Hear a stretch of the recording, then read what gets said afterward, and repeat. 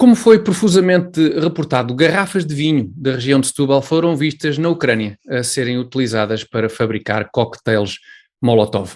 Tenho pena que o governo do PS ainda não tenha tomado posse, porque por esta altura já teríamos ouvido a ministra ou ministro da Agricultura garantir que a guerra na Ucrânia pode ter consequências positivas para Portugal, nomeadamente ao nível do setor vitivinícola.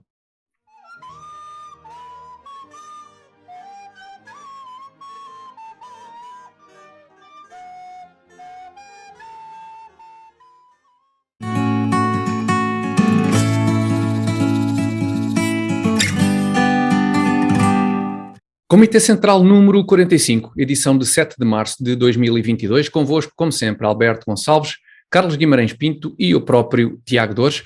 Na emissão de hoje vamos, infelizmente, continuar a falar da guerra na Ucrânia, mas vamos também falar de como, felizmente, os ucranianos parecem continuar a resistir.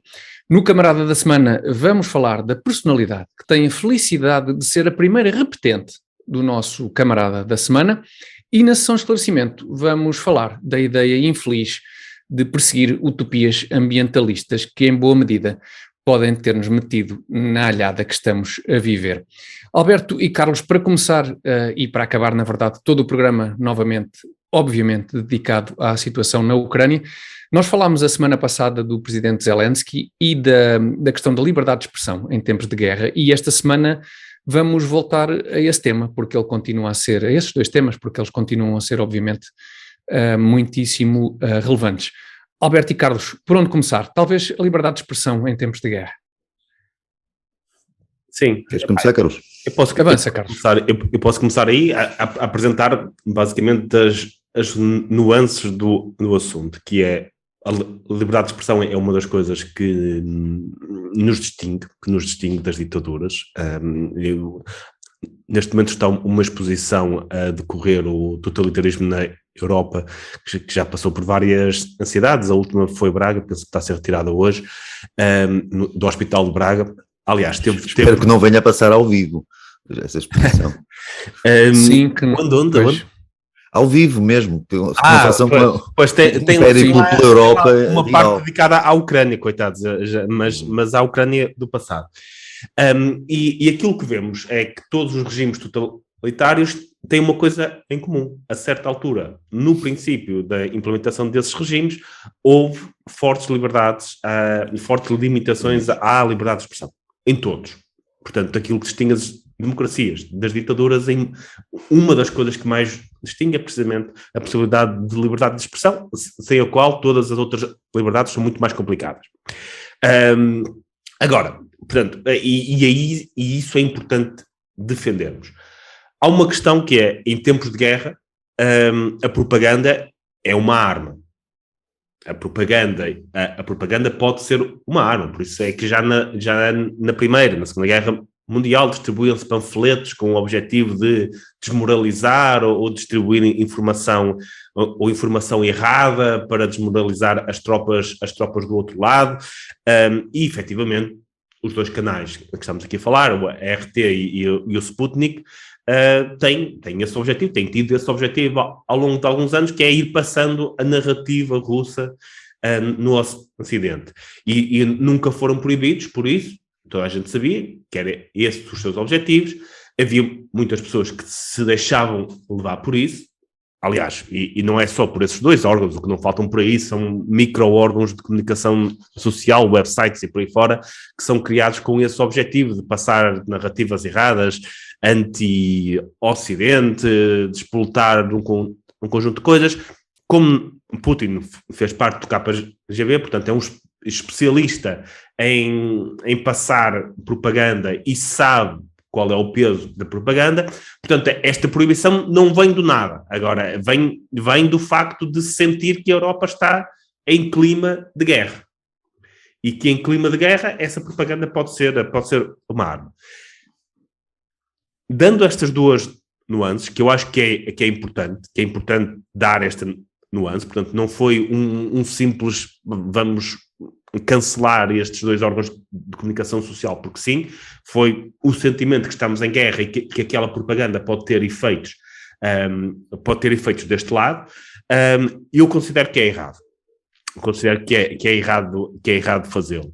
Pelos dois tipos de órgãos que eram, porque já vinham assinalados há muito tempo, grande parte das pessoas que seguem aqueles órgãos, e estamos a falar do nicho, são pessoas que estão conscientes de onde é que aquilo vem, dos objetivos que aquilo tem, e por isso parece-me errado. Eu não sou um absoluto. Sim, desculpa interromper, portanto, parece-te errado censurarmos esses órgãos de comunicação. Exatamente. Na tua opinião, não alteraram radicalmente o seu, e eu concordo contigo, não alteraram radicalmente a sua natureza, digamos assim. A expectativa é que poderiam vir a alterar, e dessa forma nós podemos ter aquela visão muito idealista de que toda a gente, as pessoas não se deixam influenciar por aquilo que leem e que a propaganda não é uma arma. Se assim fosse, não existia o mundo da publicidade também, não é? Portanto, ter a ideia que os mídias não influenciam de forma alguma o comportamento das pessoas é uma ideia infantil, não é? É evidente, e todos influenciam. Agora, exatamente. Em alturas de guerra, pode ou não haver justificações a este tipo de coisas. Por exemplo, sou a favor do livre comércio e sou genericamente contra as sanções comerciais. Sou, por exemplo, contra as sanções comerciais a Cuba e por aí fora. Acho que fora de tempos de guerra não se justificam, mas acho que nesta altura se justificam um conjunto de sanções económicas à Rússia para não estar a alimentar com estas trocas comerciais uma máquina de guerra que nos pode vir a ser inimiga. Portanto, em alturas como esta, em alturas em que temos questões de defesa e soberania, pode haver algum tipo de limitação ao tipo de trocas que fazemos com um país, e também poderia haver algum tipo de limitação ao tipo de mensagens que aceitaríamos receber de outro país. Não acho que esta limitação, que eu acharia justificada em certas circunstâncias, se aplique especificamente ao RT e ao Sputnik, pelo menos com a atual linha editorial que tinha.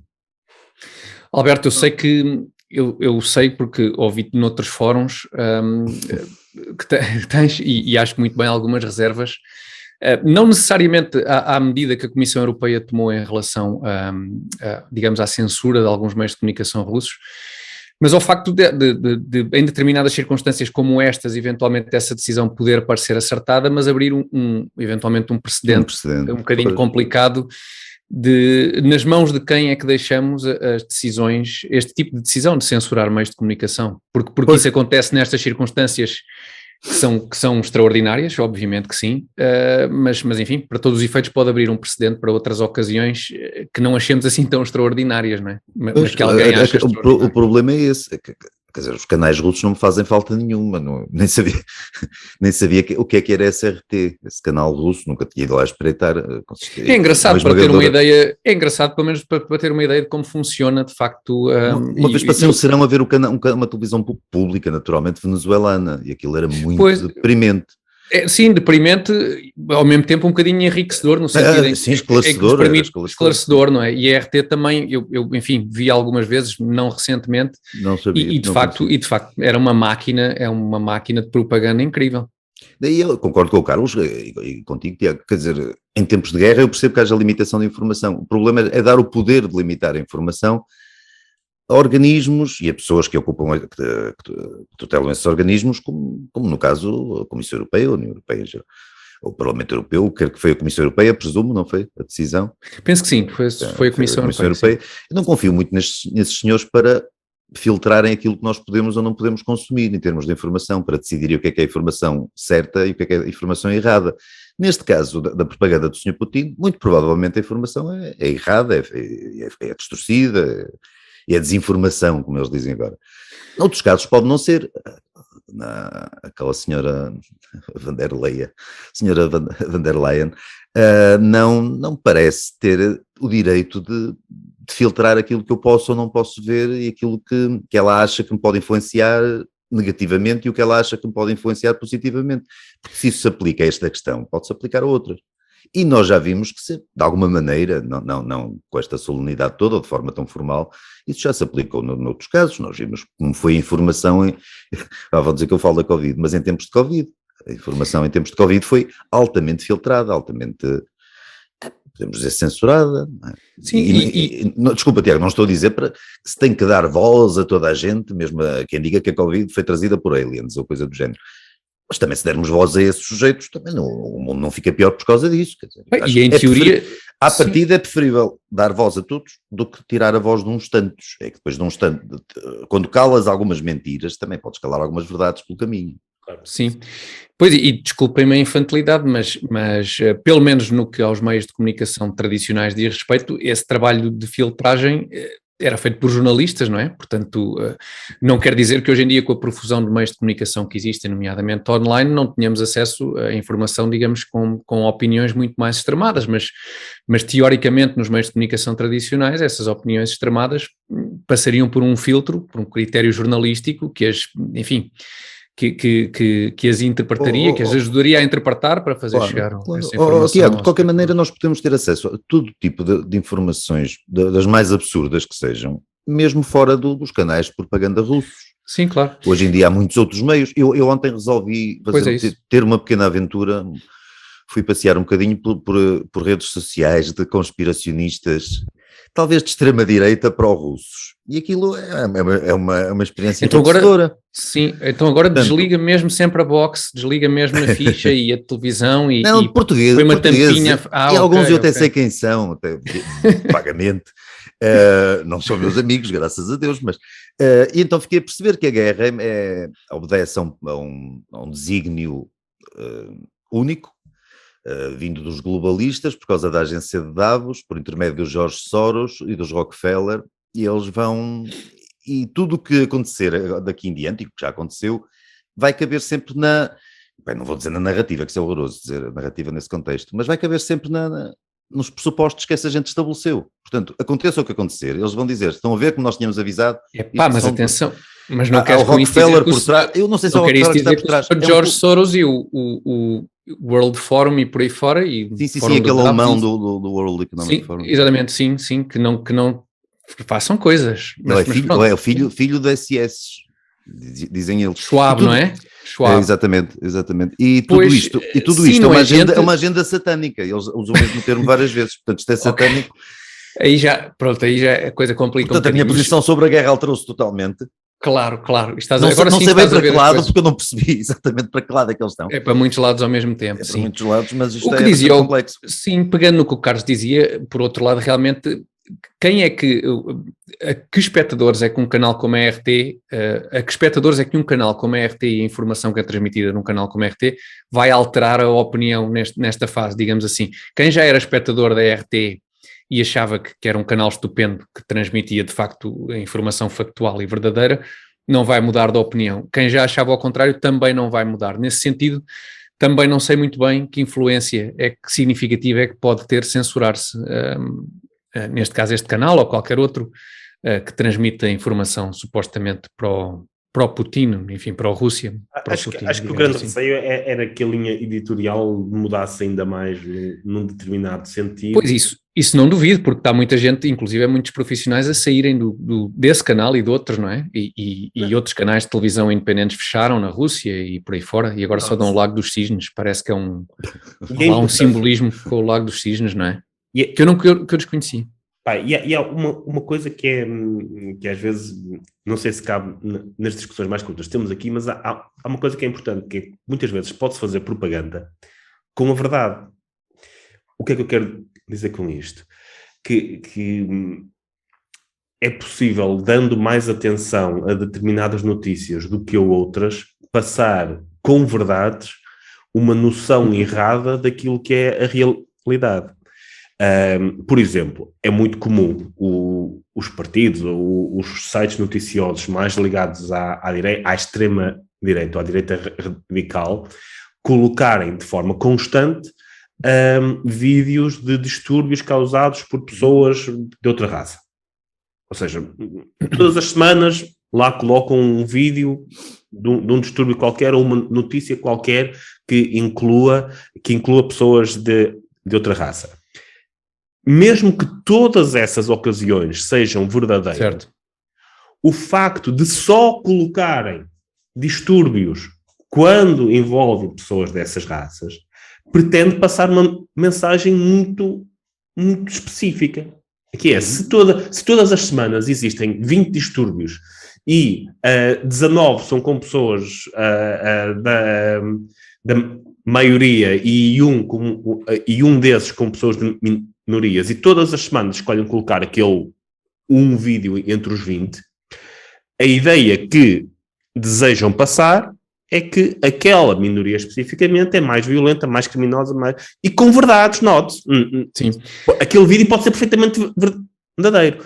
E eu acho que é esse muito receio que existe aqui, que é que se passa a haver uma linha editorial que tente passar uma ideia errada daquilo que é a realidade com uma desproporcionalidade de eventos que vão de encontro à narrativa que essas pessoas têm.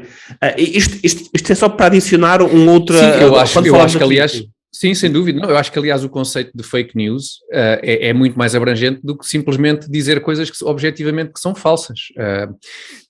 Passa bastante por muitos meios de comunicação social venderem-se como meios de comunicação social imparciais e sérios, digamos assim, e sem agendas políticas, e depois terem esse tipo de enviesamento a que tu te referes, Carlos, e isso de facto é verdade. Isso não será um problema tão grave num canal que num canal ou num meio de comunicação que à partida se identifique como tendo uma linha editorial específica, e quem consome aquela informação sabe o que é que pode ali encontrar, mas se for num meio de comunicação social que apregoa ser imparcial e isento e sério, esse tipo de enviesamento já é mais grave porque não vai ao encontro daquilo que diz ter para oferecer aos seus espectadores. Eu gostava de perguntar uma coisa, sobretudo ao Carlos. Carlos, houve aquelas agressões há pouco tempo no Hospital Famalicão.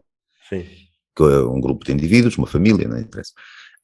Interessa que a etnia dessa família, que toda a gente ficou a perceber qual era, nunca foi referida por nenhum meio de comunicação. Ou seja, usa-se uma espécie de cifra para ocultar, e as pessoas percebem de quem estamos a falar. Tu achas que deviam dizer explicitamente de quem se tratava, porque esses casos são um bocado recorrentes? Vamos colocar a questão de outra forma. Se fosse uma família de pessoas brancas ou um conjunto de pessoas brancas, aliás, houve imensas notícias sobre agressões em urgências nos últimos anos, nas últimas semanas. Nenhuma dessas notícias, e em algumas sabemos que não foram ciganos, em nenhuma dessas notícias se disse pessoa branca agride médico, pessoa branca agride enfermeiro. Nunca foi dito isso. E achas que há eu estou a perguntar genuinamente, achas que há uma proporcionalidade entre o número de pessoas brancas a agredirem hospitais e o número de pessoas ciganas a agredirem hospitais? Eu acho que é mais ou menos equivalente. Eu não sei, sinceramente. Não tenho valores para isso. Não sabemos, provavelmente, não é? Acredito até que possa ser desproporcional. Nem vou falar disso. A questão é, sendo desproporcional, então, cada vez, a única forma de sabermos se é desproporcional ou não é, ou usamos sempre, ou apontamos sempre a raça da pessoa, ou não apontamos.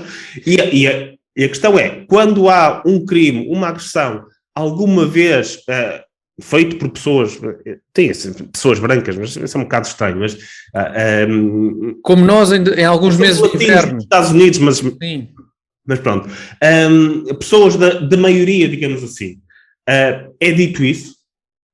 Nunca é dito isso. E muitas vezes vem-se exigir que se diga a raça da pessoa apenas quando é cometido por uma minoria. Nunca se exige, grande parte dos crimes em Portugal, por motivos óbvios, é a maioria, não é? Não se diz banqueiro branco assaltou, roubou o banco, não sei as quantas. Político branco acusado... Carlos, eu não falei nisto necessariamente com a ideia de acusar uma comunidade, pelo contrário, às vezes para defendê-la, porque cada vez que tivermos a informação de que um grupo ou que uma família de pessoas agrediu ou atacou não sei quem e não sei onde, se não disserem quem é, as pessoas em Portugal presume-se que fazem parte, que são ciganos. E mesmo que não sejam. Aí é que está a questão. Hoje em dia chegou-se a tal ponto de ocultação das coisas. Eu percebo o exercício. Não... Há aqui questões que têm...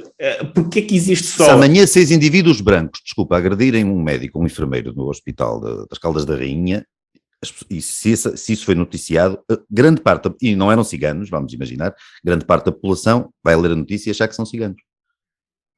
Mas quando defendemos isso, que se coloca, então, quando essas 6 pessoas fizerem isto, também se coloca lá pessoas de raça branca atacaram enfermeiros na urgência. E isso soa ridículo, não é? Sou estranho. Soa estranho, ligeiramente, sim. Pois. Ligeiramente. E porquê é que não soa estranho o oposto? É questão da maioria da minoria, sim. Sim. Não é? É verdade. É estranho, não é? É verdade, mas como a tentativa de proteger uma comunidade pode difamar uma comunidade também, em certos casos, injustamente. Eu, por acaso, não as sei pessoas se é todas ficam a concluir isso. Ou tratar de forma todas. igual. Da mesma forma que nós achamos que é estranho dizer a pessoa de raça branca ataca médico nas urgências do hospital. Achamos isso estranho, não é? Mas não achamos pessoa de raça cigana ataca médico no hospital. Porquê? Imagina, se um branco atacar um médico num hospital do Quénia, é possível que a raça seja referida, porque é um facto relativamente excepcional. Não por ser branco e não atacar hospitais, não é isso, mas por ser branco no Quénia. Não sei. Provavelmente as notícias refeririam isso. Não sei. Isto, claro, que não tem a ver com o que estamos a falar, mas tem a ver alguma coisa com o que estamos a falar. Mas havemos de meditar mais sobre este assunto e fazer um programa depois. Isto, note-se, não é censura externa. O que acontece é que há um código dos jornalistas que, a certa altura, se concluiu que se não anotamos que certos criminosos, pela raça que têm, quando são da maioria, não vamos fazer em relação a minorias. Eu acho que isso é respeitável. Acho que isso é respeitável. Se os números dessas agressões, por exemplo, em hospitais, forem proporcionais, claro que sim. Claro. Mas imaginemos... Mas olha, mas vamos então dizer que são desproporcionais. A questão é que são desproporcionais porquê? São desproporcionais. Carlos, não precisa ir mais longe, basta ver a situação nos Estados Unidos, é um bom exemplo. 50% dos homicídios são cometidos por cerca de 6%, 7% da população. Mas vamos então por esse caminho.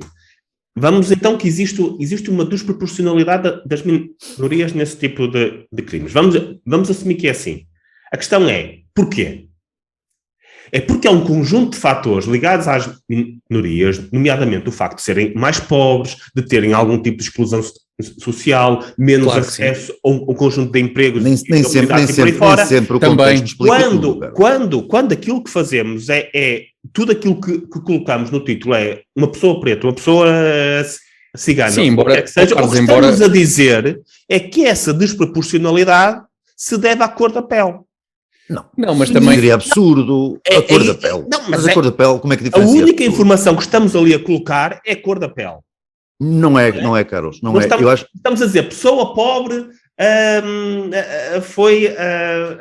atacou... Não é. Aí discordo completamente do que estás a dizer. Ninguém está a pensar na cor da pele, Carlos. Está-se a pensar num caldo cultural. Na cor da pessoa. Tu estás a falar de um contexto. Só que nesse contexto estás a retirar o caldo cultural em que certas comunidades, certos grupos mais coesos vivem. Estás a pensar no que está à volta deles e que os pressiona, tal como as margens pressionam o rio lá do Brest. Mas os caldos culturais têm uma razão de ser também. Tem, muitas vezes é por escolha dos próprios. Muitas vezes em última instância temos que responsabilizar as pessoas por aquilo que são também. Não podemos só responsabilizar o mundo à volta. Claro que nós somos frutos da circunstância e disso tudo. Mas se vamos cair aí, parece aquele estruturalismo francês, aquelas coisas. Não é só isso. Há caldos culturais, de facto, que potenciam mais certas ações. Claro que facilitam mais certas ações do que outros. Mas muitos deles são... Não é cor da pele, Carlos, desculpa. E muitos deles são criados muito voluntariamente por decisores políticos em muitas É verdade, Tiago, e ao contrário do que muitas vezes até vem nos comentários furiosos e não sei o quê, os ciganos são portugueses, são católicos.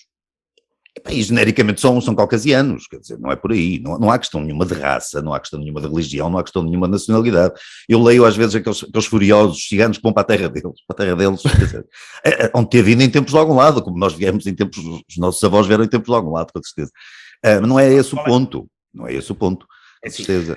Mas voltaremos a este tema certamente. Mas isto levou-nos... O motivo para isso acontecer é a exclusão. Vamos ser claros.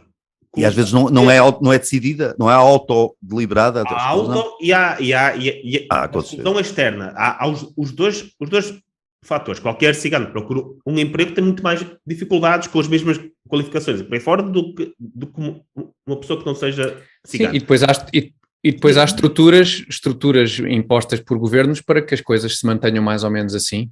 Também existe. Agora, o que é que esse tipo de discurso de apontar o dedo ou de coletivizar culpas que deveriam ser individuais de quem faz esse tipo de coisas, resulta? Resulta em mais exclusão.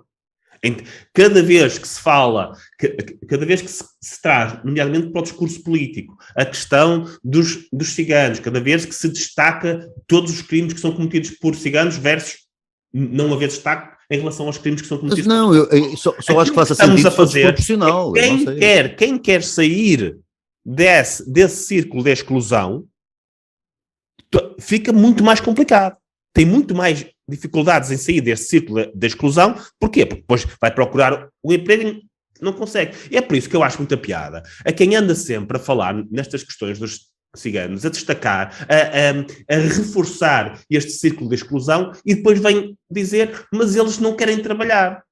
Obviamente, o que se está a fazer aqui é garantir que aqueles que querem trabalhar que têm ainda mais dificuldades. Reforça-se este ciclo de exclusão. Eu não digo que não haja problemas que não haja problemas que sejam... Não achas que haja da parte deles um reforço também que contribuem para essa exclusão? Uma questão cultural que é óbvio que existe essa questão cultural, mas existem pressões externas também muito fortes.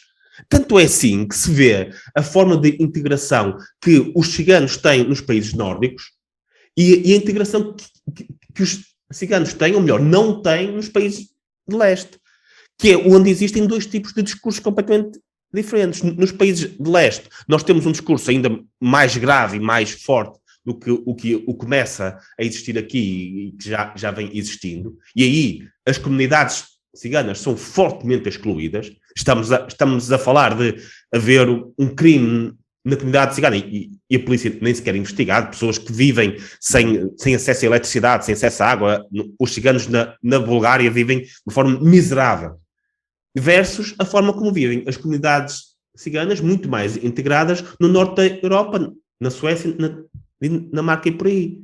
E isto não é cultural, porque a cultura é a mesma nos dois sítios. Isto é político. Isto resulta do discurso político que há na Europa de Leste, que é muito mais extremada à direita em relação aos ciganos, na Bulgária, na Roménia, na Hungria, e em relação ao discurso político mais tolerante e mais inclusivo que existe no norte da Europa. Isso tem impacto.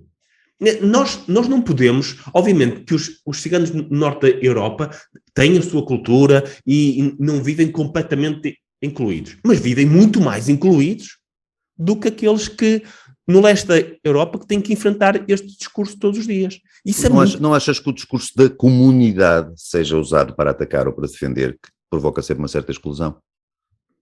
Mas é isso que eu estava aqui a... Não, mesmo quando é usado no sentido enaltecedor, por parte de políticos que querem homenagear a comunidade cigana. Porquê uma comunidade cigana? Porquê uma comunidade de não sei o quê? Se vivemos em sociedade... Mas o discurso enaltecedor, acho que isto são acho que isola também e segrega também de alguma maneira, mas pronto. Demonstrações de virtude, mas isso sim. Não acho que seja inócuo, mas somos todos iguais, temos que ser tratados de forma igual. Somos indivíduos e o Estado devia tratar as pessoas como indivíduos e cada um devia olhar para o Estado por si mesmo. Evidentemente. Mas vamos voltar a este tema. Mas vamos voltar porque aqui realmente... Mas o Carlos falou agora do leste da Europa, que de certa forma liga com o tema que nos trazia, o principal tema que nos trazia aqui hoje, que era a Ucrânia, e portanto fecha-se de certa forma um ciclo, mas o ciclo desta primeira parte não se fecha sem eu antes agradecer ao Azeite Talismã e aos hotéis Vila Galé o apoio que continuam a dar ao Comitê Central, e também não vamos embora da primeira parte sem lembrarmos aos nossos espectadores e ouvintes que podem continuar a ajudar o Comitê Central a manter-se independente e livre por muito tempo, através do MBWay para o número 912-480-091, 912-480-091. A primeira parte, meus caros, creio que fica por aqui, mas nós voltamos já Não de seguida. falamos muito da questão. Mas ainda temos tempo, a original. propósito. Ainda temos tempo. Voltamos já de seguida com o Camarada da Semana.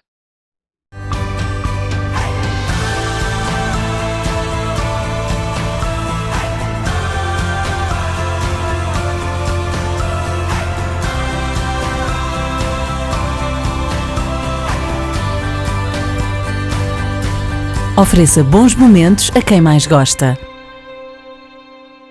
Ofereça presentes Vila Galé.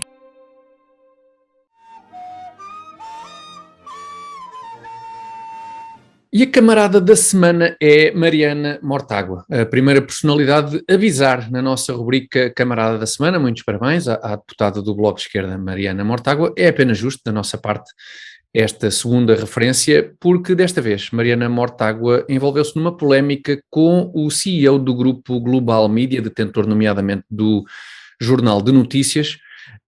O CEO do Global Media, Marco Galinha, foi acusado por Mariana Mortágua de ter ligações a oligarcas russos. A questão curiosa aqui é que Mariana Mortágua é colaboradora do JN, pelo qual aparentemente era paga para escrever crónicas. A minha dúvida é, ainda é paga pelo JN? Sabemos se ainda é paga pelo JN e, portanto, pelo empresário Marco Galinha, supostamente com ligações a oligarcas russos? Carlos, consegues explicar-nos um pouco qual a situação laboral de Mariana Mortágua? Eu estou muito preocupado com a situação laboral porque diz que sim, portanto não houve. Ela diz que já era, portanto, aquilo que o Novo a acusou foi de ser remunerada e depois da entrada do empresário Marco Galinha no capital da Global Media ter deixado de ser. Certo, ter feito porque supostamente não iam continuar a pagar a políticos para ter colunas de opinião. Penso que era essa a situação, não é? Exatamente. O esclarecimento que ela deu é que continua a ser paga. Portanto, não deixou de ser paga anteriormente, o que me deixa um pouco chateado, confesso, que eu escrevo uma crónica também no JN e não sou pago por ela, portanto, enquadro... E tu fazes mesmo na política dos políticos não pagos. Nesta gente a desvalorizar o papel dos cronistas Lá, se calhar tens tu que fazer uma manif contra as remunerações, as condições laborais ofensivas, sim, desta malta elitista. Com muito gosto.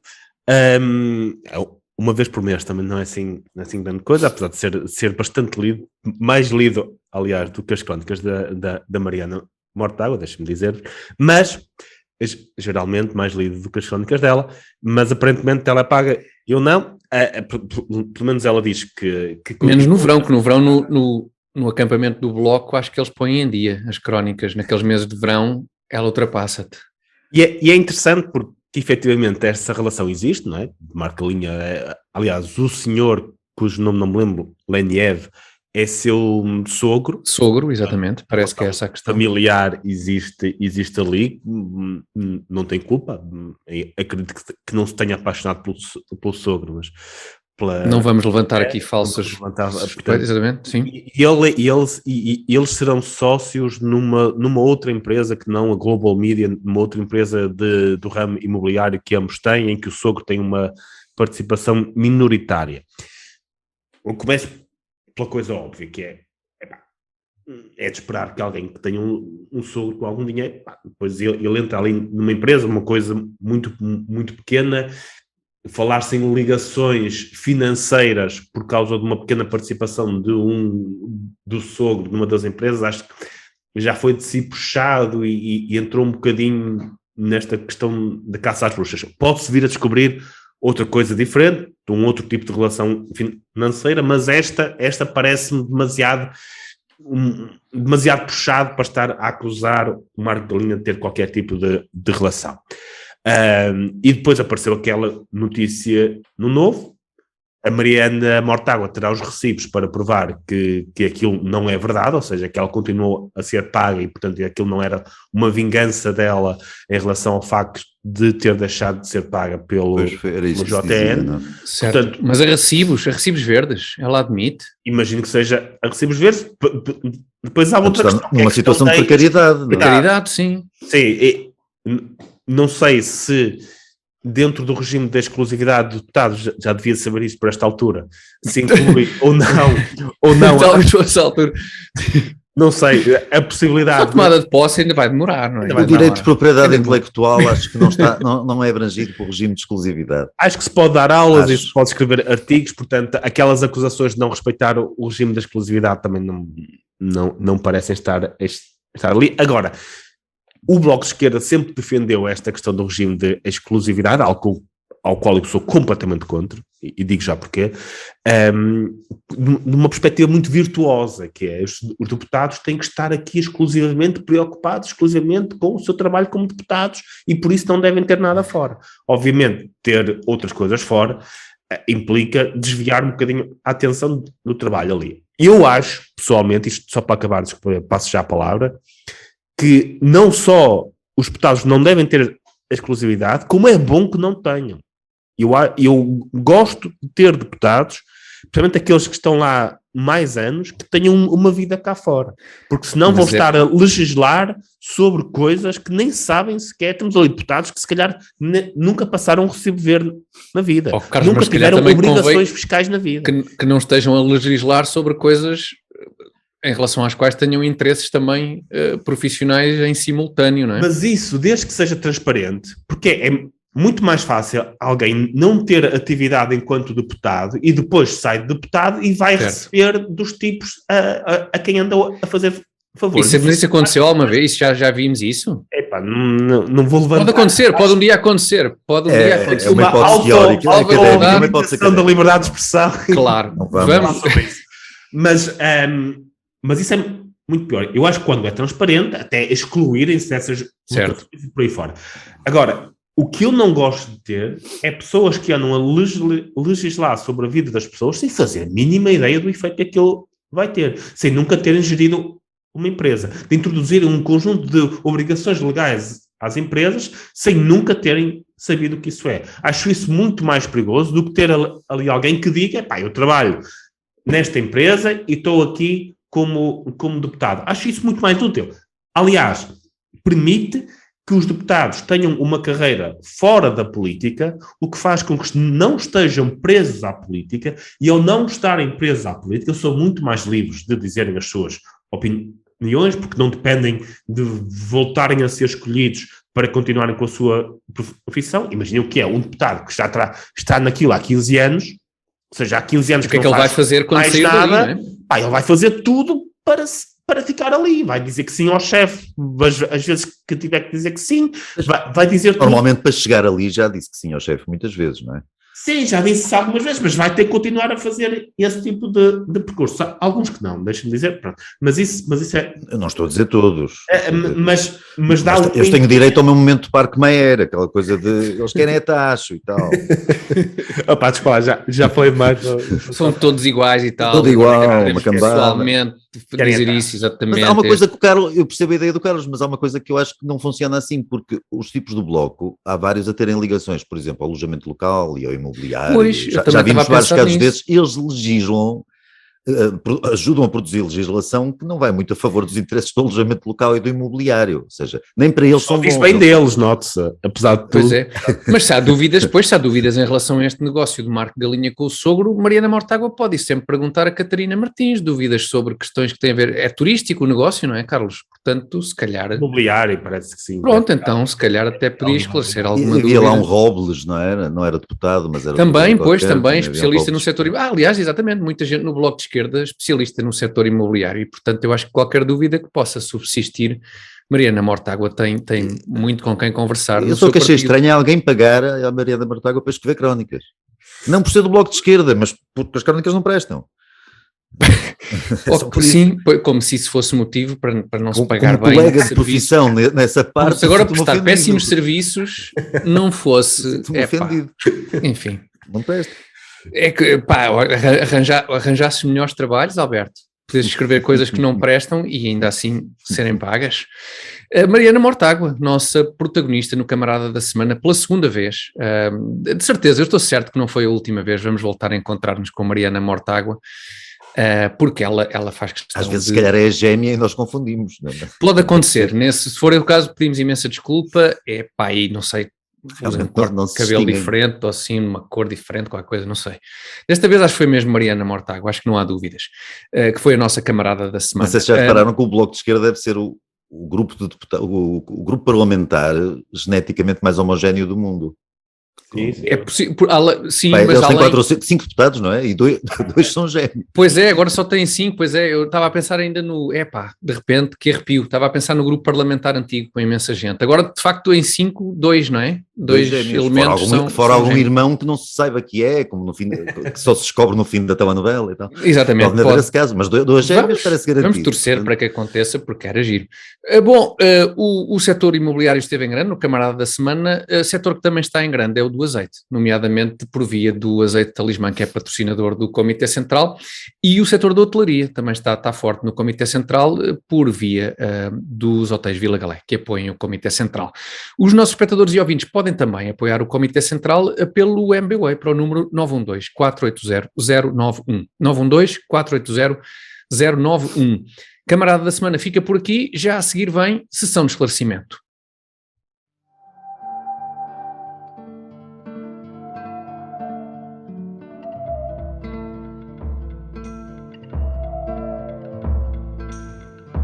Campo Sábio, ninho de raízes escolares, tu que vês fonte em cada socalco vivo, tu que há tanto hospedas a grande ousadia desta pequena árvore, deixando-a crescer escondida, sentindo-a maturar ao sol, lembra-te como no seu fruto abunda um néctar que alumiou dinastias e condados, serviu impérios e califados, nutriu nobres e pastores, saltibancos e trovadores.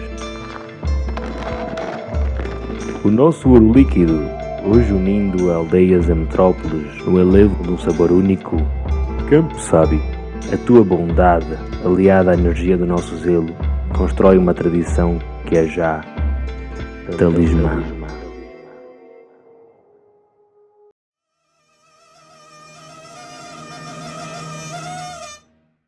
Sessão de esclarecimentos, espaço em que respondemos às perguntas dos nossos ouvintes e espectadores. Agradecemos muito as perguntas que enviaram. Se já enviaram perguntas há algum tempo e nós ainda não respondemos, não é de todo por falta de profissionalismo, as perguntas estão todas devidamente anotadas.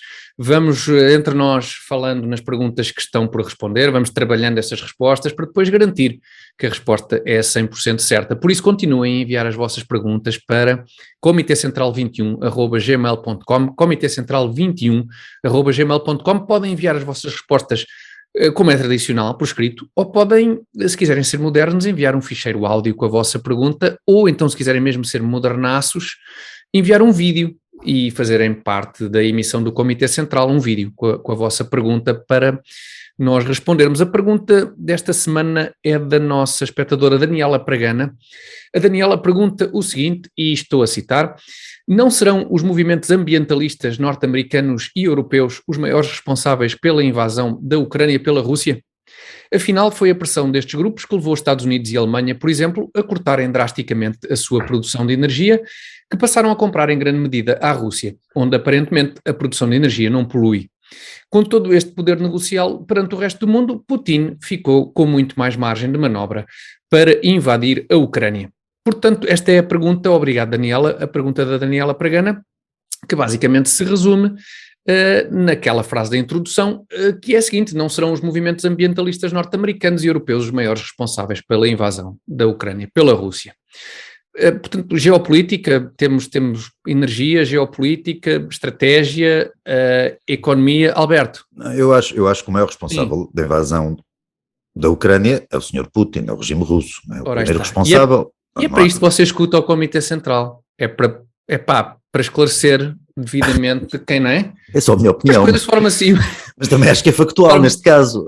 Mas isso estraga-nos um bocado. A pergunta envolve aqui uma série de questões. Agora acho isso estraga um bocadinho o arranjo aqui da coisa. Acho que o Ocidente dar ouvidos, de repente transformar numa espécie de símbolo e de Sim. Da Vamos a causa.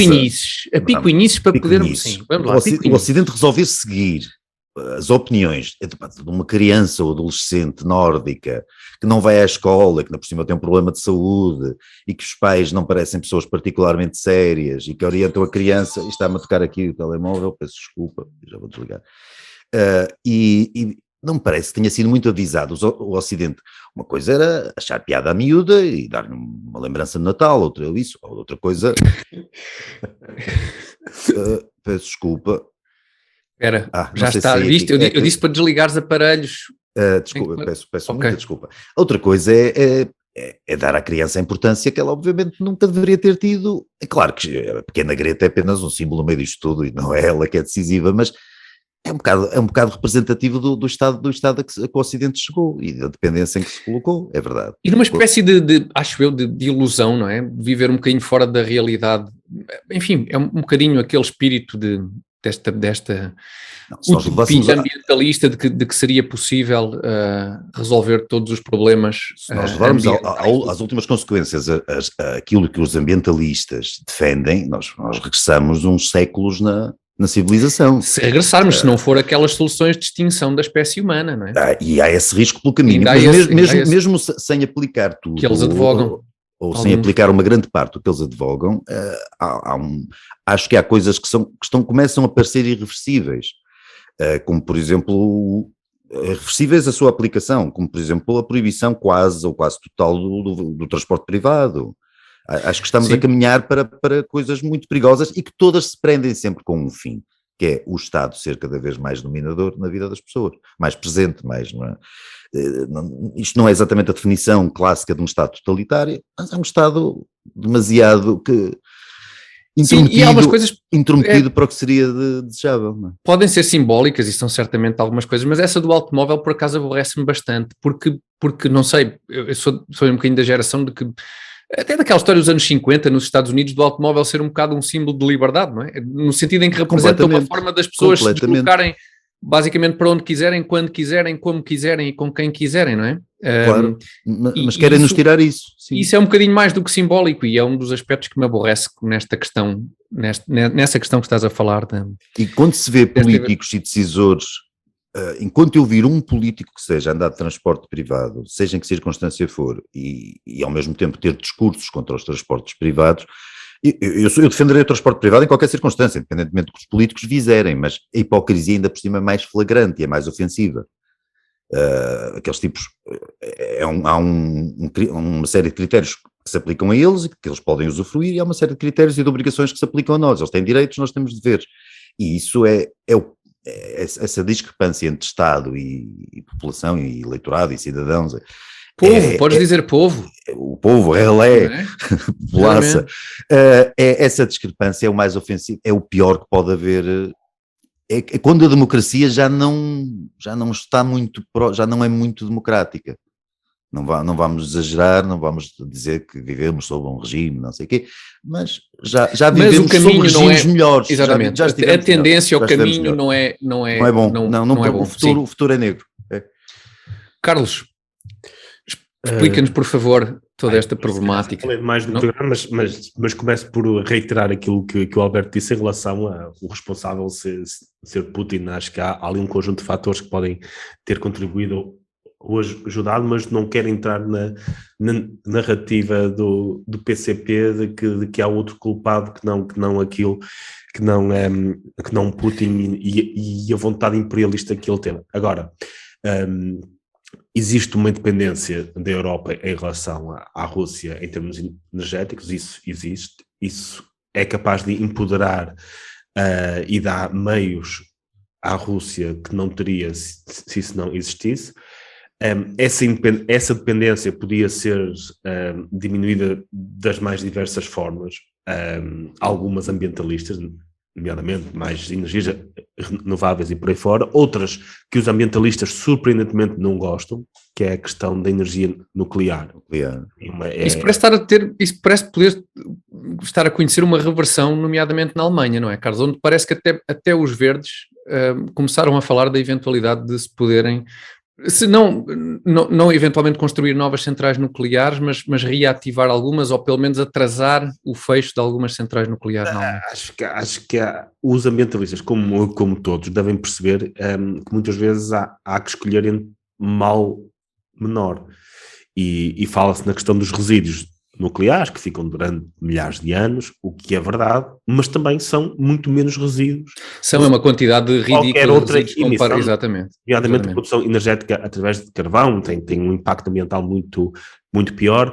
Portanto, o facto de, durante muito tempo, termos andado afastados do nuclear e, aliás, haver notícias, não sei se verdadeiras, se não, do facto da Rússia ter financiado algum desses movimentos ambientalistas que lutaram contra o nuclear, pode ir na direção da pergunta que foi feita, se a dependência andou ali a ser alimentada. Dito isto, a dependência dos Estados Unidos diminuiu brutalmente nos últimos 10 anos.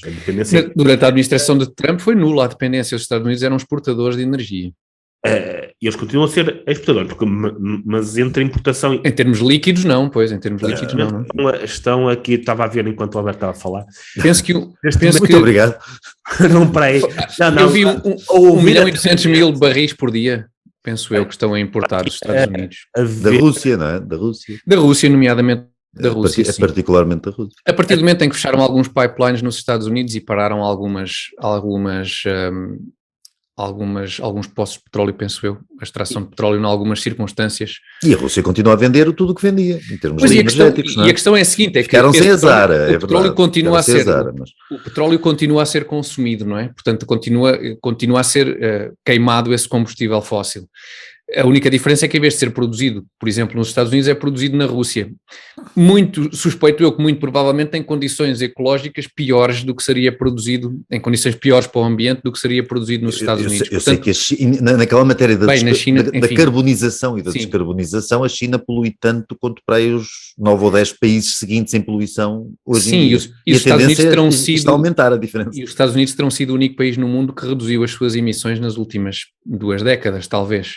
Ou perto disso, não foi o único, foi dos poucos. Em parte devido ao gás de xisto, exatamente. Há a questão do gás de xisto, que na Europa também não se investiu nisso por força de alguns ambientalistas, que mais uma vez deveria ser para os ambientalistas um mal menor, não sendo o ideal, mas é um mal menor em relação, por exemplo, ao carvão e por aí fora, mas estava a ver aqui exatamente que os Estados Unidos ali entre 2005 e 2015 reduziram a sua dependência de 30% para cerca de 10%, e durante a administração de Trump esses 10% chegaram ali aos zero, em certa altura, mas era uma redução que já vinha de trás, já vinha desde 2005, que ali em 10 anos reduziu de 30% para 10%.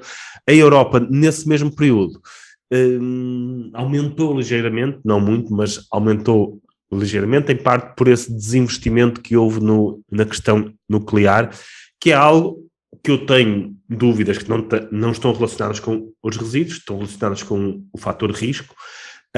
Mas curiosamente todos os dados que eu tenho visto que têm a ver com mortes provocadas por várias fontes de energia, e por favor, se tiverem curiosidade, tentem confirmar isso também, e digo mesmo aos meus... Está muito abaixo de todas. Está incrivelmente abaixo de todas, sim. Dou isso barato, mas o Taleb, o Nicholas Taleb, que deves gostar também, tem uma posição muito, muito interessante sobre nuclear, que é as vítimas do carvão e petróleo e por aí fora é algo constante e previsível. As vítimas do nuclear são basicamente zero durante grande parte do tempo, mas há o risco de, num determinado momento... Está disposto a pagar um preço por não haver essa surpresa, digamos assim. É uma coisa expectável, é possível ter um risco maior, mas ser expectável. Acho que há uma componente aí. Não estou a dizer que é preferível ou não. Estou a dizer que devemos ter isso em conta. Obviamente, as mortes... Isso traz a relação mortos em acidentes rodoviários e mortos em acidentes aéreos. Claro. Mas a segurança é muito maior no avião. Claro. Mas ainda assim, os acidentes aéreos hoje não são um acontecimento. São um acontecimento raro.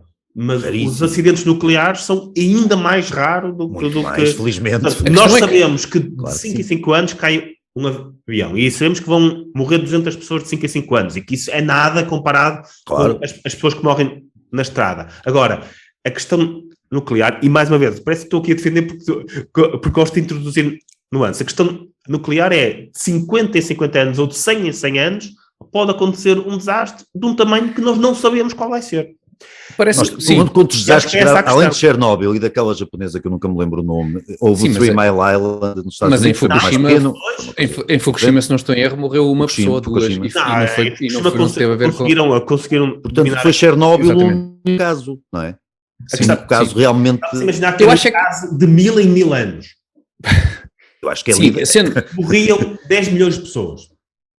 De 1000 em 1000 anos morriam 10 milhões de pessoas. Sim, mas não há nenhum indício também que, enfim, o histórico não nos permite propriamente, e a evolução tecnológica, antecipar facilmente que mais uma vez, eventual acidente nuclear. São riscos de cauda. Pá, eu não vou estar...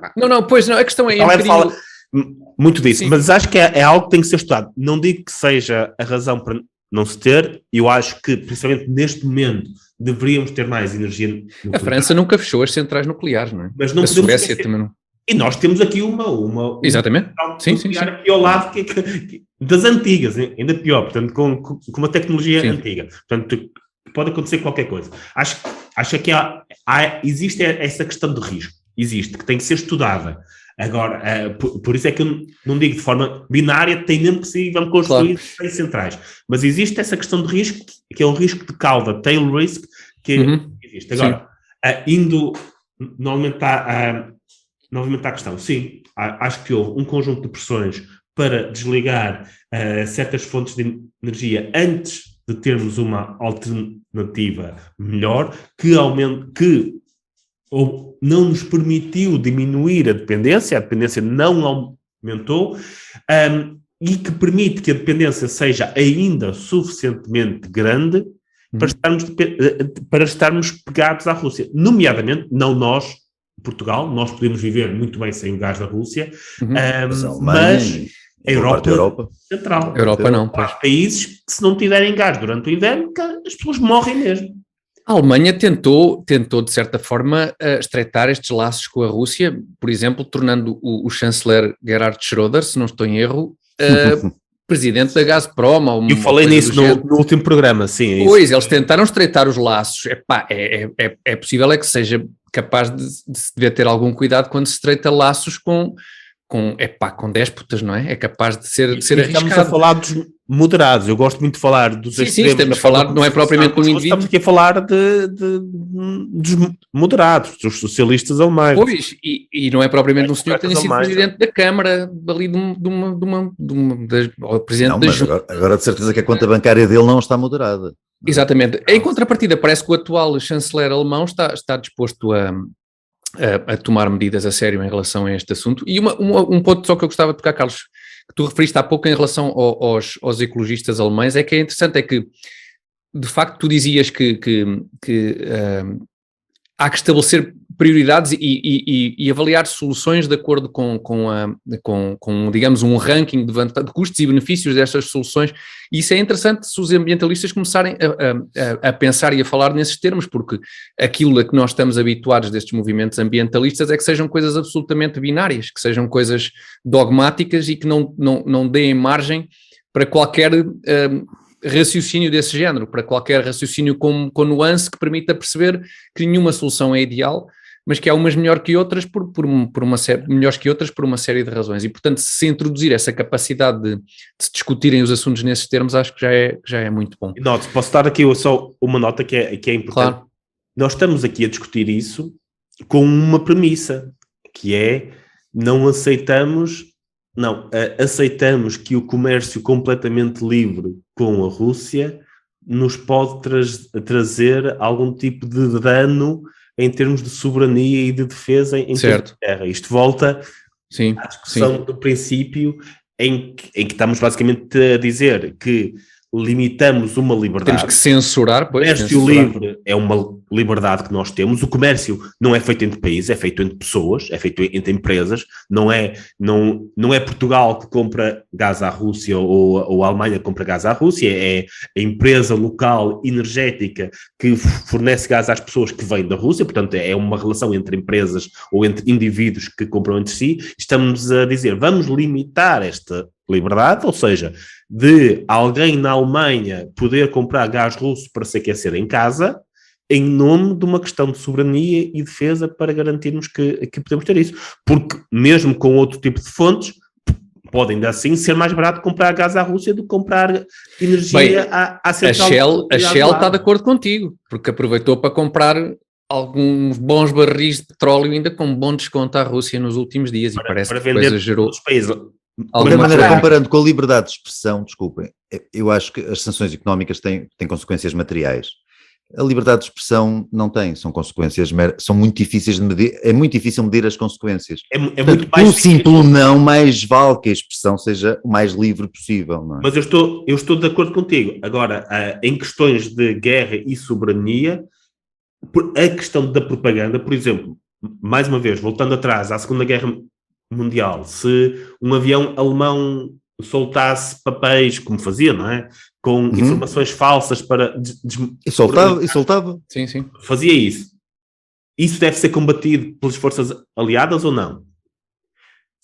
Combater isso é um limite à liberdade de expressão ou não? É um limite à liberdade de expressão. Justifica-se ou não que as forças não querem que os seus soldados tenham acesso a informações...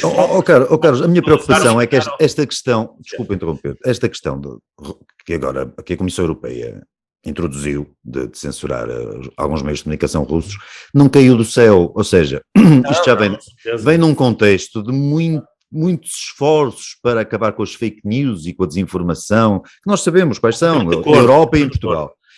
E é esse lado que me preocupa, porque calar o Sr. Putin não me interessa especialmente ouvir, interessa-me do ponto de vista político ouvir o que o Sr. Putin tem a dizer para ver por onde é que isto vai, porque não fazemos a mínima ideia. E aquelas reuniões que ele tem que são bem engraçadas, pá, onde... Com as hospedeiras, não é? Que parece que estavam em Chrome, não é? Que aquilo não sim, real. E naquelas salas gigantes... Acho que é útil sabermos que narrativas estão a ser contadas ao povo russo. Claro, até por aí. Eu gosto, eu gosto é que não falemos sempre em extremos, que é o preto ou branco. Acho que poderia haver circunstâncias em que se justificaria no auge de uma guerra, em que sabemos... Circunstâncias muito extremas, sim. Exatamente. Sim, muito extremas, muito peculiares, muito raras, sim. Exatamente. Tal como a questão do... Isto é um bocado como aquela coisa, outra vez a Covid, mas quer dizer, é um bocado o tipo de restrições... Estados de emergência, 17 estados de emergência sucessivos, é aceitável que esses estados existam em situações muito, muito, muito, muito especiais e aqui começaram a ser usados de forma banal e banalizaram-se. Eu disse isso a algumas pessoas que diziam que absolutamente nunca pode haver... Então, e se a taxa de mortalidade de Covid fosse 95%? E se qualquer pessoa que sim, é sempre possível pensar num cenário em que, claro... Se a taxa de mortalidade de Covid fosse 95%, Carlos, o Estado não precisava decretar nada, as pessoas estavam todas fechadas. É verdade. Mas haveria sempre malucos que vinham cá para fora a espirrar. Pronto. Lá está, mas nesse caso extremo, não é? Aceitava-se algum tipo de restrições. Portanto, isto é aquela anedota devem ser muito doseadas, muito raras e... Já sabe que é prostituta. Agora tendencialmente não devem ser aplicadas, acho eu. Exatamente. Para ser... Pronto. Muito bem. Agora, fazíamos mais um programa e fico desiludido porque somos três nabos em matéria de armamento. Eu ontem espreitei o Twitter do Nuno Rogério. E há lá referências a... Isso é para meninos. Isso é o que nós sabemos, não é? Coisas realmente complexas. Sim. Ou siglas, coisas complexas, não são complexas, são nomes de armas, em que ele faz preceder o nome da arma, por exemplo, a ABBX2, estou a inventar uma coisa qualquer, certo. E ele faz preceder isso do adjetivo, o famoso míssil, não sei o quê. Famoso. E depois vem uma sigla, com 8 caracteres. Então, se calhar, prometemos já na próxima semana, eu espero que entretanto acabe a guerra na Ucrânia. O uso do famoso é brilhante, que é para mostrar intimidade profunda com aquela arma obscura que só 3 gajos... E quão burro é o leitor, Exato, não é? quão burro somos. Nunca ouviu falar de tão famoso armamento, claro. Famoso é Scarlett Johansson, assim, não é aquela coisa. Tenho que ler mais, tenho lido pouco o Nuno Rogério, distraí-me, olha, por exemplo, com John Kerry, o John Kerry faz parte da administração de Joe Biden. Eu estava É aqui quase português, é quase português. Pois é casado com a senhora que tem o Império Teresa, acho eu, exatamente. Exatamente, John Kerry é neste momento o enviado especial para o clima do Joe Biden, e ele alertou, em tempo útil, que isto da guerra realmente é muito aborrecido, mas que não nos deixe. Não nos distraia das alterações da questão fundamental que são as alterações climáticas. Portanto, Sr. Putin, atenção a isto da guerra, porque o seu país, com o aquecimento global, está a perder imenso território. Coisa que acho que os russos agradecem bastante, um bocadinho mais de calor. Isto também veio de um senhor para aí de 90 anos, ou perto disso, e que está John Kerry. Alimentado a maionese para aí há 50, não é? Pode ser, não se pode esperar. Pode ser isso. Nada contra a maionese Heinz, que é excelente, e as mostardas ótimas. Se quiserem mandar alguma coisa, estejam à vontade, ou até patrocinar o comitê. Bom, se calhar ficamos, Carlos, estás um bocadinho compenetrado, não sei se estás a ver também as declarações de John Kerry. Estava a procurar isso. Estavas, exato, ficaste também fascinado. É verdade, certeza, não é? John Kerry, que pena não ter ganho em 2004, a George W. Bush teria sido ainda muito melhor. O mundo hoje seria um sítio ainda muito melhor. Acho que seria parecido, em matéria de presidente americano, é possível que fosse muito parecido. É possível que fosse mais ou menos a mesma coisa, sim, é muito provável. Bom, nós se calhar hoje ficamos por aqui. Realmente ele foi contra um também, enfim, porque não ficou propriamente para a história. Eu estava a compará-lo com o atual, o John Kerry e o atual. Com o atual, pronto, sim, com o atual também, enfim. Vamos prosseguir despedindo dos nossos espectadores e ouvintes, porque o Comitê Central fica por aqui, mas ainda antes de irmos embora temos que relembrar algumas coisas importantes. O Comitê Central estreia todas as segundas-feiras às 21 horas no nosso canal de YouTube e no Facebook do Comitê Central. Podem também ver o Comitê Central em podcast, em Apple Podcast, Spotify, Google Podcast, em todos os sítios onde for possível colocar gostos e 5 estrelas, e façam-no por favor, e subscrevam o nosso canal do YouTube, isso é importante para nós. Devo também relembrar-vos que podem continuar a contribuir para que o Comitê Central permaneça independente e livre por muito tempo pelo MBWay para o número 912-480-091, 912-480-091, ou então podem tornar-se patronos do Comitê Central em patreon.com/Comitê Central. Alberto e Carlos, se não tiverem mais nada a acrescentar, acho que por esta semana ficamos por aqui e voltamos na próxima segunda-feira. Até lá. Obrigado. Obrigado.